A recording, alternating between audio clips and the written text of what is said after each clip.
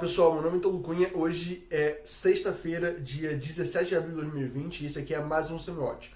Nesse programa a gente vai falar sobre as principais notícias do Brasil e do mundo que impactaram o dia de hoje e que vão impactar também o seu fim de semana, tá bom?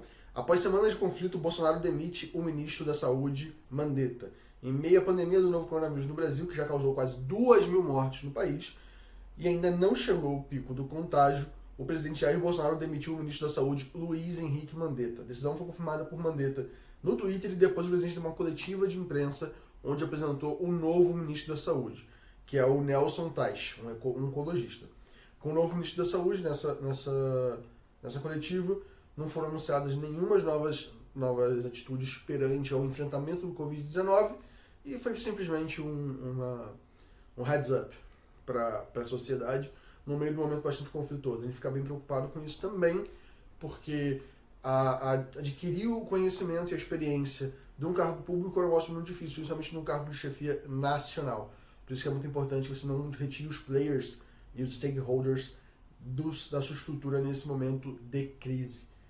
O governo fez, a gente não sabe o que vai acontecer, a gente não sabe qual vai ser o enfrentamento, o que vai acontecer com o Ministério da Saúde, mas tá bom.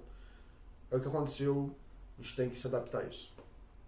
Câmara aprova texto base de ampliação do auxílio emergencial. Com o apoio na casa, deputados aprovaram de forma simbólica, sem a contagem de votos, a ampliação do auxílio emergencial de R$ 600 para trabalhadores informais durante a crise do Covid-19.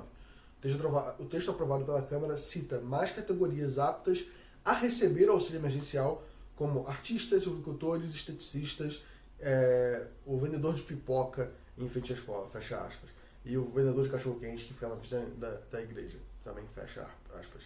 Na prática, no entanto, essas e as demais profissões informais já estariam contempladas na versão dos senadores. Então isso aí, a gente sabe, né, o que político quer. Político quer voto. Isso aí dá voto, cara. Falar isso no meio do palanque é um negócio muito bonito.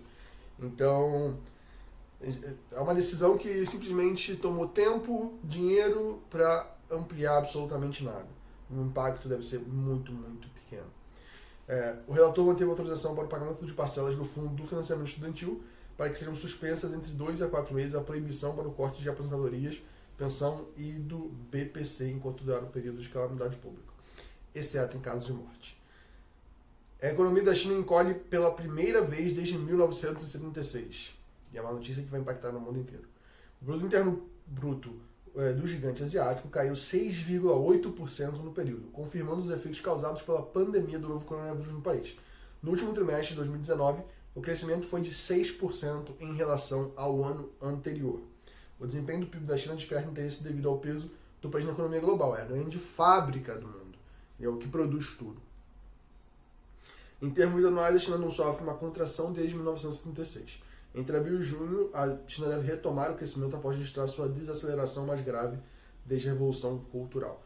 A Revolução Cultural que matou aí 60 milhões de pessoas. A gente tem que estar atento a isso também, tá? Sempre bom lembrar do impacto que economias comunistas causam no mundo, tá?